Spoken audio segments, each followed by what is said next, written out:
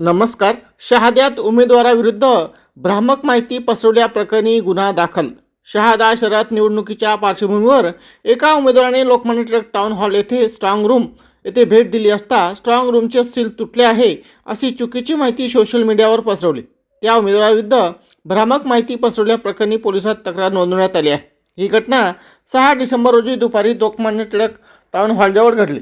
तक्रारदार सुरेश भालचंद्र बागुल व 51 व्यवसाय मंडळ कृषी अधिकारी शहादा कार्यालय यांनी पोलिसात दिलेल्या माहितीनुसार आरोपी अन्सारी सीमा परवीन साजिद राहणार आझाद चौक कुकरेल शहादा यांनी स्ट्रॉंग रूमचे सील तुटले अशी चुकीची माहिती पसरवून शहरात गैरसमज निर्माण केला.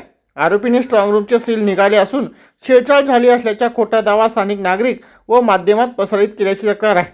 या खोट्या माहितीमुळे उमेदवाराच्या प्रतिमेला धक्का पोहोचून अनावश्यक वाद निर्माण करण्याचा प्रयत्न झाल्याचे तक्रारदाराचे म्हणणे आहे. या प्रकरणी शहादा पोलीस ठाण्यात भारतीय दंड संहितेचे कलम 353(1)(ब) अन्वये गुन्हा नोंदवण्यात आला आहे. पुढील तपास पोसई विनोद पाटील यांच्या मार्गदर्शनाखाली सुरू असून या प्रकरणामुळे स्थानिक राजकीय वातावरणातही चांगलाच खळबळ माजली आहे. पुढील तपासात या भ्रामक माहिती मागील हेतू व घटनाक्रम स्पष्ट होणार आहे.